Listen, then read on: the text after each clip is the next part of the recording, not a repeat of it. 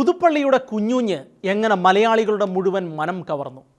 കക്ഷി രാഷ്ട്രീയത്തിന് അതീതമായി കേരളത്തിലെ ജനങ്ങളുടെ മനസ്സിൽ ഇടം പിടിച്ച അതുല്യമായ വ്യക്തിപ്രഭാവത്തിന് ഉടമയായിരുന്ന ഉമ്മൻചാണ്ടിയുടെ നിര്യാണത്തോടെ ഇല്ലാതായത് സംയുക്തമായ പൊതുപ്രവർത്തനത്തിൻ്റെ ഉദാത്തമായ മാതൃകയാണ്. 50 വർഷങ്ങൾക്ക് അപ്പുറത്ത് സ്കൂൾ രാഷ്ട്രീയത്തിൽ തൻ്റെ കഴിവ് തെളിയിച്ച പുതുപ്പള്ളി കരോട്ട് വള്ളക്കാലിൽ വീട്ടിലെ കുഞ്ഞുഞ്ഞ് എന്ന യുവാവ് വിരലിലെണ്ണാവുന്ന കോൺഗ്രസ് പ്രവർത്തകർ മാത്രം ഉണ്ടായിരുന്ന പുതുപ്പള്ളിയിൽ നിന്ന് തൻ്റെ ഇടത്തോടെ EM ജോർജിനെ നേരിട്ട് തോൽപ്പിച്ച് നേടിയത് മിന്നുന്ന വിജയമായിരുന്നു. അവിടെ നിന്ന് ആരംഭിച്ച നാടിനു വേണ്ടി മാത്രം ചിന്തിച്ച, നാടിനു വേണ്ടി മാത്രം ജീവിച്ച, ശബ്ദായമാനവും ജനബാഹുല്യം നിറഞ്ഞതുമായ ആ രാഷ്ട്രീയ ഘോഷയാത്ര കേരള രാഷ്ട്രീയത്തിലെ നിമ്നോന്നതകൾ താണ്ടി കുതിക്കുകയായിരുന്നു. ശരിക്കും പാവപ്പെട്ട ജനങ്ങൾക്കിടയിൽ ജീവിച്ച നേതാവ് തന്നെയായിരുന്നു ഉമ്മൻചാണ്ടി. രാഷ്ട്രീയ വ്യത്യാസമില്ലാതെ ആർക്കും എപ്പോൾ വേണമെങ്കിലും സമീപിക്കാവുന്ന ഒരേ ഒരു നേതാവായിരുന്നു അദ്ദേഹം പുതുപ്പള്ളിയിലെത്തുന്ന ദിവസങ്ങളിൽ എത്ര രാത്രിയായാലും കരോട്ട് വള്ളക്കാലിൽ വീട്ടിൽ നിവേദനങ്ങളുമായി കാത്തു നിൽക്കുന്ന പാവങ്ങളുടെ തിരക്ക് വിട്ടൊഴിഞ്ഞിരുന്നില്ല. തങ്ങളുടെ സങ്കടങ്ങൾക്ക് പരിഹാരം നൽകുവാൻ കഴിവുള്ള ഒരാളുടെ അടുത്താണ് തങ്ങൾ എത്തിയിരിക്കുന്നതെന്ന വിശ്വാസം പുതുപ്പള്ളിക്ക് അകത്തും പുറത്തുമുള്ള എല്ലാവർക്കും ഉണ്ടായിരുന്നു. ഭക്ഷണവും വിശ്രമവും ഒഴിച്ച് മണിക്കൂറുകളോളം അവർക്ക് വേണ്ടി ഒറ്റ ഇരിപ്പ് ഇരുന്ന് ഓരോരുത്തരുടെയും ആവലാതികൾ ശ്രദ്ധിച്ചു കേട്ട് അതിനുവേണ്ട പരിഹാരവും നിർദ്ദേശിച്ച് അവരുടെ പ്രിയ നേതാവ് ഉമ്മൻചാണ്ടിയും ആ വിശ്വാസത്തെ പൊരുന്നി പിടിച്ചു. നിരവധി അന്തർദേശീയ പുരസ്കാരങ്ങളും അംഗീകാരങ്ങളും തന്നെ തേടിയെത്തിയ ജനസമ്പർക്ക പരിപാടിയുടെ തുടക്കവും ആ വീട്ടുമുറ്റത്ത് നിന്നായിരുന്നു.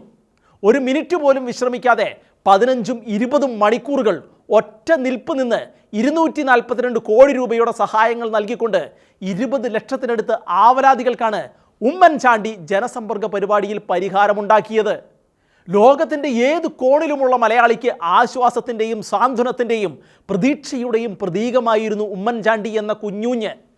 കേരളത്തിൽ തൊഴിലില്ലായ്മ വേതനം ഏർപ്പെടുത്തിയത് അടക്കം സൗജന്യ കോക്ലിയർ ഇംപ്ലാന്റേഷൻ, ഹീമോഫീലിയ രോഗികൾക്കുള്ള സൗജന്യ ചികിത്സ അടക്കമുള്ള ആശ്വാസകരമായ പദ്ധതികൾ നടപ്പിലാക്കാൻ അങ്ങനെയുള്ള ഒരാൾക്കല്ലേ കഴിയൂ.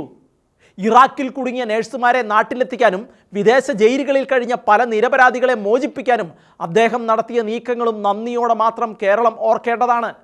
പ്രതിയോഗികളോട് പോലും സൗമ്യത കൈവിടാതെ പെരുമാറിയ ഘനശാലിയായ ഉമ്മൻചാണ്ടി നിയമസഭയിൽ എഴുന്നേറ്റ് നിൽക്കുമ്പോൾ പ്രതിപക്ഷ നിര ഒന്നടങ്കം ജാഗരൂകരാകുന്നത് പതിവായിരുന്നു.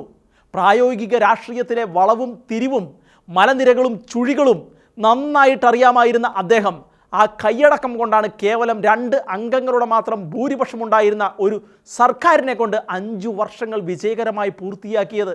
കേരളത്തിലെ കോൺഗ്രസിൽ ജനങ്ങളെ അത്രമേൽ ആകർഷിച്ച, ഏതൊരു പ്രശ്നത്തിനും പരിഹാരം കണ്ട മറ്റൊരു നേതാവ് ഇല്ല. ഗൗരിയമ്മയ്ക്കും മാണിസാറിനും തൊട്ടുപിന്നിൽ അരനൂറ്റാണ്ടിനപ്പുറത്തേക്ക് നിയമസഭാംഗമായിരുന്ന റെക്കോർഡിന് ഉടമയായിരുന്നു ഉമ്മൻചാണ്ടി. 1970 മുതൽ 2021 വരെ പുതുപ്പള്ളിയിൽ നിന്ന് തുടർച്ചയായി 12 തവണയാണ് അദ്ദേഹം നിയമസഭയിലെത്തിയത്. തൊഴിൽ, ആഭ്യന്തരം, ധനകാര്യം എന്നീ വകുപ്പുകളുടെ മന്ത്രിയായും 2 ഘട്ടങ്ങളിലായി 7 വർഷത്തോളം കേരളത്തിൻ്റെ ആദരണീയ മുഖ്യമന്ത്രിയായും അദ്ദേഹം കേരളത്തിൻ്റെ രാഷ്ട്രീയ സാംസ്കാരിക സഭയിൽ ചേർത്ത് വെച്ചത് ഒരിക്കലും മായ്ക്കാനാകാത്ത തൻ്റെ വ്യക്തിപ്രഭാവത്തിൻ്റെ മുദ്രയായിരുന്നു. KPCC അധ്യക്ഷ പദവി ഒഴികെ കോൺഗ്രസിലെ എല്ലാ പദവികളും അദ്ദേഹം അലങ്കരിച്ചു. ഉമ്മൻചാണ്ടിക്ക് പുതുപ്പള്ളിയിലെ ജനങ്ങളോടും അവർക്ക് തന്നോടുമുണ്ടായിരുന്ന വിശ്വാസം തന്നെയായിരുന്നു പുതുപ്പള്ളി മണ്ഡലത്തിൽ 5 പതിറ്റാണ്ട് പിന്നിട്ട തേരോട്ടത്തിന് ഉമ്മൻചാണ്ടിക്ക് കരുത്തായതും പ്രതിസന്ധികളുടെയും വ്യാജ ആരോപണങ്ങളുടെയും കൊടുങ്കാറ്റിലും ഉലയാതെ അദ്ദേഹത്തെ പിടിച്ച് നിർത്തിയതും.